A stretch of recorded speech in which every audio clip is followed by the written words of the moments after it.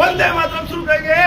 वंदे मातरम, वंदे मातरम, सुजलाम सुफलाम मलयज शीतलाम शस्य श्यामलाम मातरम, वंदे मातरम, शुभ्रज्योत्स्नां पुलकितयामिनी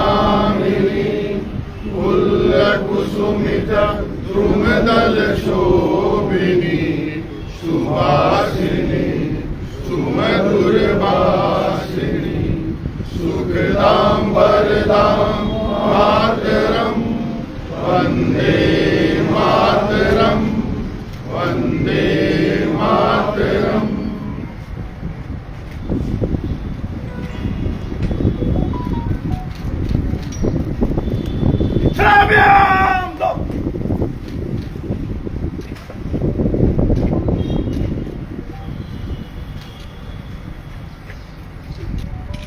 जैसे थे दावत गीत शुरू करेंगे।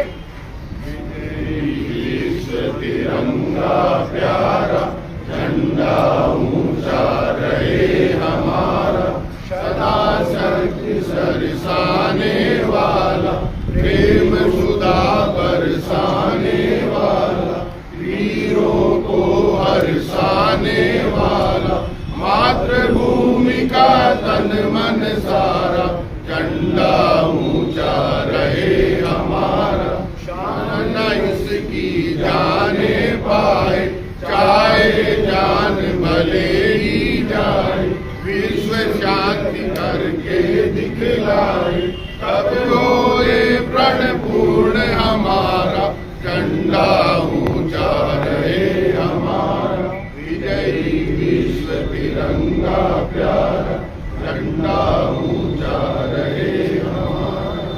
विश्राम। अब मैं राजस्थान प्रदेश कांग्रेस कमेटी के ऊर्जावान अध्यक्ष आदरणीय गोविंद सिंह जी रोजादा से आगे करूंगा कि वो अपना उद्बोधन दे। आदरणीय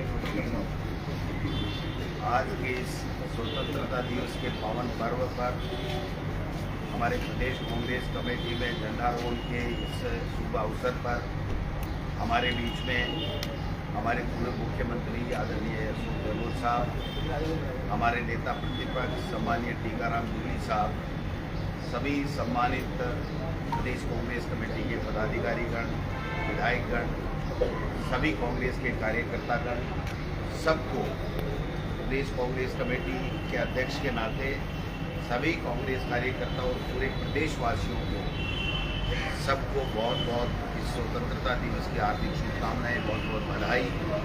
और हमारे महान स्वतंत्रता सेनानियों ने इस देश को अपनी जान की परवाह किए बगैर आज़ाद कराया। आज़ादी में उन्होंने कितने भी कष्ट झेले, लेकिन अंग्रेज़ों को भगा करके हमारे इस देश को आज़ाद कराने में अपनी महत्वपूर्ण भूमिका निभाई। बाबा साहब ने हमें संविधान दिया और उस संविधान के मुताबिक और जो महात्मा गांधी जी की सोच थी उसके मुताबिक, चाहे पंडित जवाहरलाल नेहरू जी हों, चाहे इंदिरा जी हों, चाहे राजीव जी हों, चाहे अटल बिहारी वाजपेयी जी हों, चाहे दूसरे नरसिम्हा राव जी हों, चाहे लाल बहादुर शास्त्री जी हों, सभी देश के प्रधानमंत्रियों ने, सभी देश के लोगों ने इस देश को आगे बढ़ाने का काम किया, इस लोकतंत्र को मजबूत करने का काम किया। मैं समझता हूं कि आज विश्व में सबसे बड़ा लोकतंत्र अगर है तो वो हिंदुस्तान है।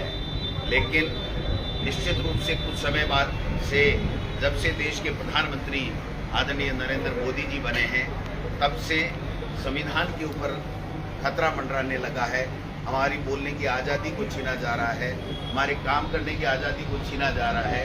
और अब तो हद हो गया, जिस राजीव गांधी जी ने 18 साल के नौजवान को वोट का अधिकार दिया, उस वोट को आज चुराने की जो बातें चल रही हैं, जो बातें आ रही हैं, मैं समझता हूँ कि वो सारी चीज़ें हम सबको समझनी पड़ेगी। देश की आज़ादी को बरकरार रखने के लिए, उसकी एकता और अखंडता के लिए इंदिरा जी और राजीव जी ने अपनी जान की परवाह नहीं की, वो शहीद हो गए। लेकिन इस देश में आँच नहीं आने दी है। आज पाकिस्तान आतंकवाद को बना दे रहा है। उस पाकिस्तान को सबक सिखाने के लिए हमारी जो सेना है वो तैनात है और हमारी सेना का शौर्य पराक्रम हमारे सब के लिए गौरव की बात है। लेकिन किन्हीं कारणों से आज जो लोकतंत्र है उसको कमज़ोर करने के लिए कुछ ताकतें सक्रिय हो गई हैं और ऐसे में अगर हमारा वोट का अधिकार ही हमारा छीन लिया जाएगा, अगर हमारे संविधान को भी अगर कुचल दिया जाएगा, उसको बदल दिया जाएगा या उसके साथ छेड़छाड़ की जाएगी, तो मैं समझता हूँ कि जो हमें आज़ादी मिली उसमें भी आने वाले समय में खतरा मंडरा सकता है। इसलिए सभी कांग्रेस पार्टी के सभी कार्यकर्ताओं से मैं आग्रह करना चाहता हूँ कि देश के हालात को समझते हुए, इस तानाशाही को समझते हुए हम सबको एकजुटता के साथ में देश के लोकतंत्र, देश के संविधान को बचाने के लिए अपना योगदान देना है।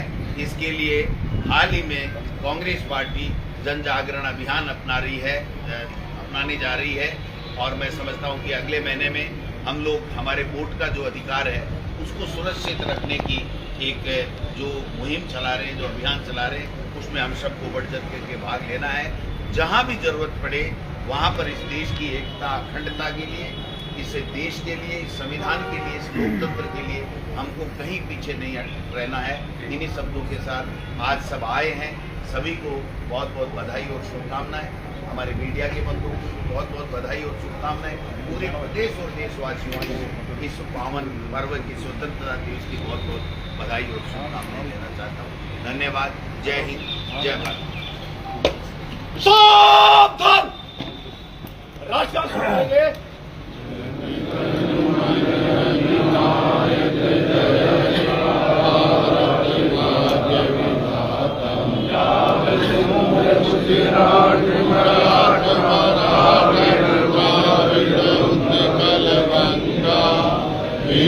हिमाचल यमुना गंगा उच्छल जलधि तरंगा, तब शुभ नामे जागे, तब शुभ आशीष मांगे, गाए तब जय गाथा, जन गण मंगल